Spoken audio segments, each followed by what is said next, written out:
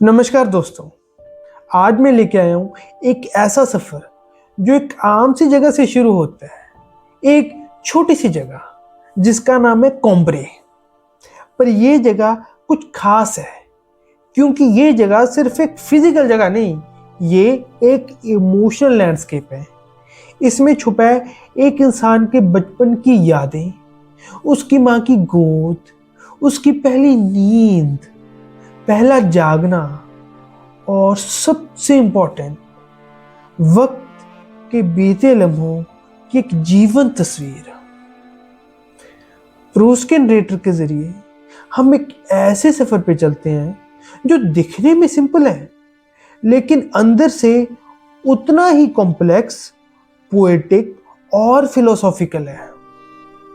Part 1 का नाम है कोम्ब्रे और आइए इसे थोड़ा थोड़ा करके एक्सप्लोर करते हैं। तो चलिए शुरुआत करते हैं सबसे पहले हिस्सों से, जहां नींद और यादों के बीच की लकीर धुंधली हो जाती है। इस सब हेडिंग का नाम है सोते हुए यादों का जागना। कहानी की शुरुआत होती है नरेटर के सोने और उठने के बीच के कंफ्यूजिंग पलों से। For a long time I used to go to bed early. ये पहली लाइन सिर्फ एक रूटीन को नहीं बल्कि एक कंप्लीट इमोशनल और साइकोलॉजिकल हालत को दिखाती है।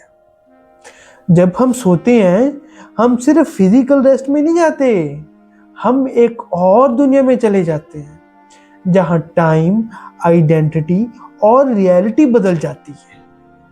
प्रूस्ट इस फीलिंग को कैप्चर करते हैं जब नरेटर बताता है कि जब वो उठता था तो उसे याद नहीं रहता था कि वो कहाँ है, कौन है और किस वक्त में है। ये मोमेंट एक तरह की सिंबॉलिक जगह है जहां हम सब कभी ना कभी होते हैं। वो मोमेंट जहां हम मेमोरी और प्रेजेंट के बीच लटक रहे होते हैं। ये कंफ्यूजन सिर्फ फिजिकल नहीं, एक एग्जिस्टेंशियल स्टेट है। जैसे नरेटर स्लोली अपनी सराउंडिंग्स को पहचानता है, उसकी आइडेंटिटी दोबारा से फॉर्म होती है। ये बताता है कि हमारी यादें और फिजिकल जगह का रिश्ता कितना गहरा होता है। और सबसे इंटरेस्टिंग बात, ये जगह बदलती रहती है। कभी वो अपने दादाजी के घर में महसूस करता है, कभी कोम्ब्रे के कमरे में। जैसे जैसे यादें ट्रिगर होती हैं उसका पूरा प्रेजेंट भी चेंज हो जाता है। ये बताता है कि मेमोरी एक फ्लूइड चीज है, वो हमें पास्ट में ले जाती है बिना किसी समय के वार्निंग के, जैसे सपना देखा जाता हो। अब चलते हैं उस रिश्ते की तरफ जो हर किसी के दिल के बहुत करीब होता है, माँ और बचपन। इस हिस्से का नाम है माँ का प्यार, एक इमोशनल एंकर। नरेटर के लिए माँ का प्यार एक ऑब्सेशन जैसा है। हर रात वो अपनी माँ की गुड नाइट किस का इंतजार करता है और अगर वो किस नहीं मिलती तो उसका मन बेचैन हो जाता है।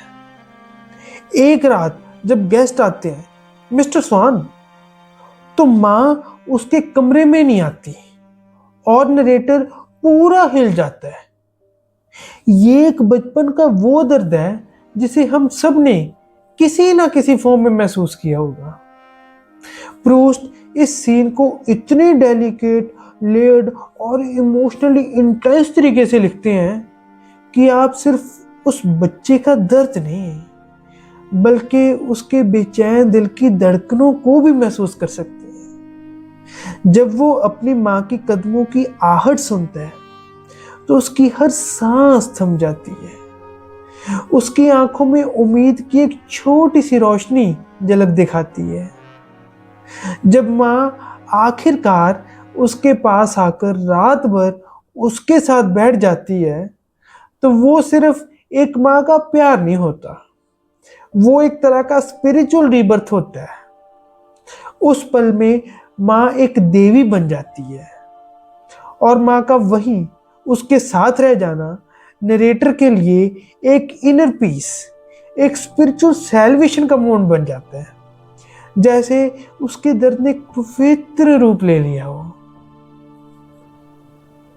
अब हम बात करते हैं कॉम्ब्रे की, लेकिन एक शहर के रूप में नहीं, एक महसूस होने वाले एहसास के रूप में। इस अगले हिस्से का नाम है कॉम्ब्रे का जगह नहीं, एहसास होना।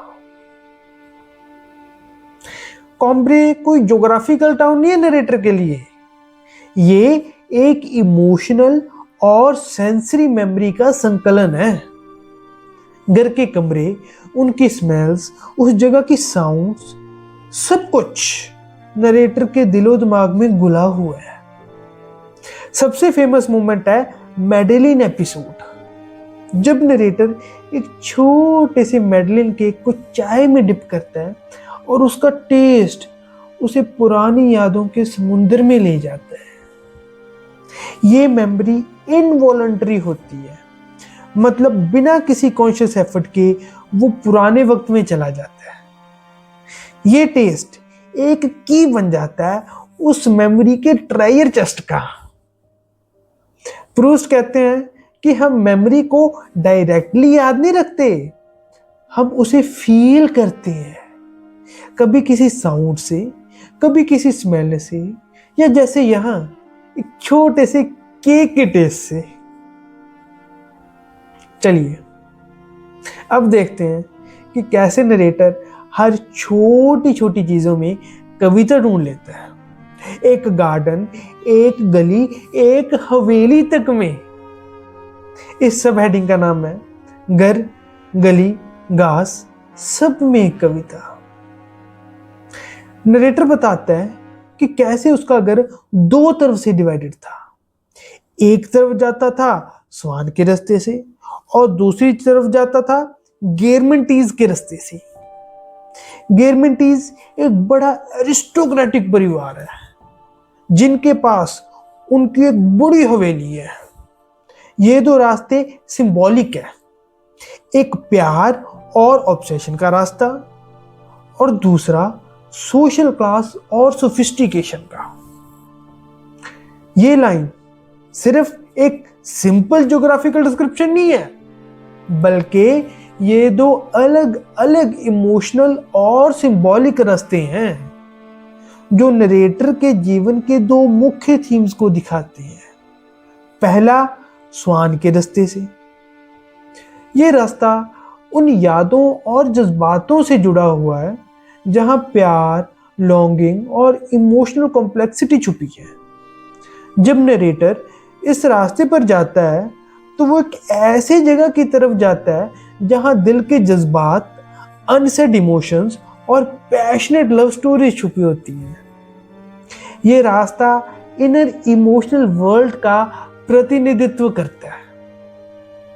दूसरा गेरमेंटीज के रास्ते से। ये रास्ता एक हाई सोसाइटी, एरिस्टोक्रेटिक दुनिया की तरफ ले जाता है। गेरमेंटीज फैमिली एक प्रेस्टीज, सोफिस्टिकेशन और क्लास का सिंबल है। इस रास्ते पर जाने का मतलब है कि एक ऐसी दुनिया में कदम रखना जहां ब्यूटी, ट्रेडिशन, कल्चर और पावर का मेल होता है। ये रास्ता एक्सटर्नल सोशल एम्बिशंस और रिफाइंड वर्ल्ड की तरफ नरेटर के आकर्षण को दिखाता है। सिंबॉलिकली ये दोनों रास्ते एक आदमी के जीवन के दो पोज हैं। एक तरफ दिल और जज्बात स्वान के रास्ते से, दूसरी तरफ दुनिया और एम्बिशन गेरमेंटीज के रास्ते से। नरेटर दोनों रास्ते एक्सप्लोर करता है, कभी दिल के गहरे कोने तक जाता है तो कभी सामाजिक हायरार्की और उसके ग्लैमर से मोहित होता है। यह सेंटेंस दर्शाता है कि नरेटर की दुनिया भी दो हिस्सों में डिवाइडेड है, एक अंदर की दुनिया, अंदर की इमोशनल लाइफ, और एक बाहर की दुनिया, दुनिया का ग्लैमरस फेस। प्रूस्ट की जीनियस यही है, वो सिंपल डेली चीजों में भी एक बड़ा फिलोसॉफिकल मीनिंग भर देते हैं। एक घर का दो तरह डिवाइडेड होना असल में एक मनुष्य के अंदर के स्ट्रगल का संकेत है, दिल और दुनिया के बीच की खींचतान।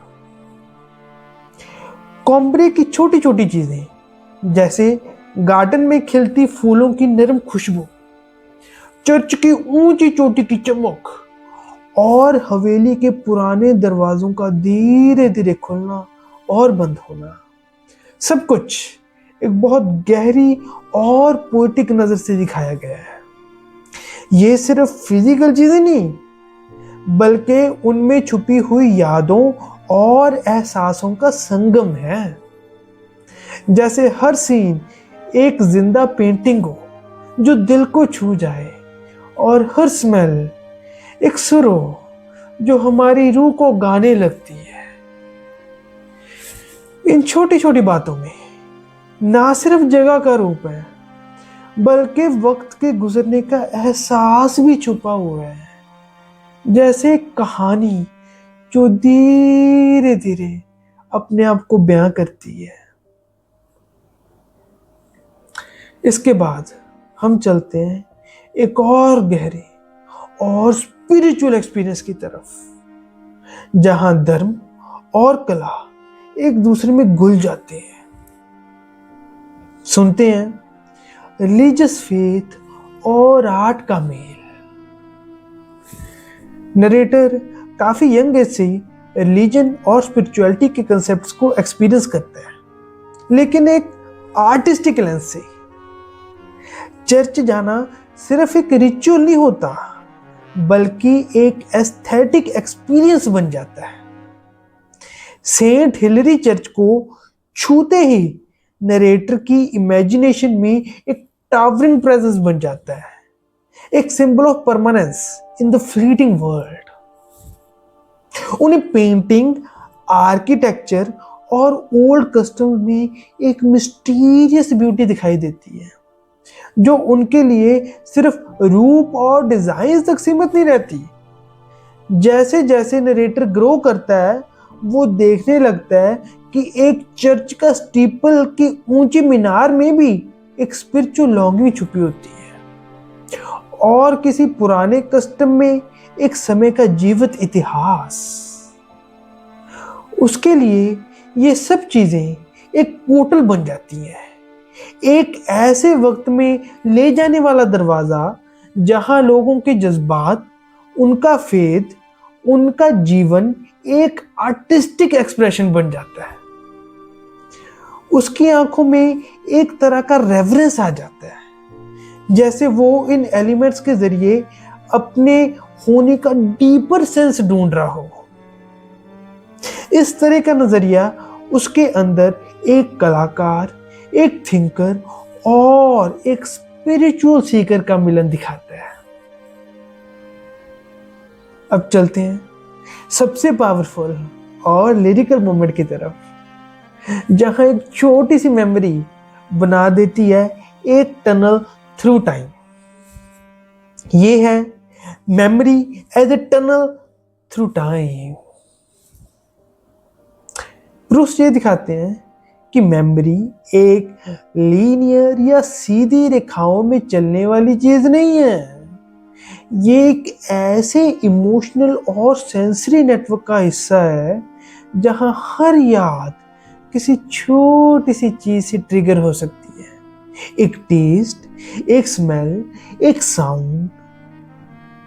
जब नरेटर मैडलिन केक को चाय में डुबोकर खाता है, तो वो एक सिंपल स्वाद नहीं महसूस कर रहा, बल्कि उस स्वाद के जरिए एक ऐसे बीते हुए वक्त में जा रहा है जहां उसके बचपन की खुशबू, माँ की आवाज और कॉम्ब्रे की सुबह शामिल है।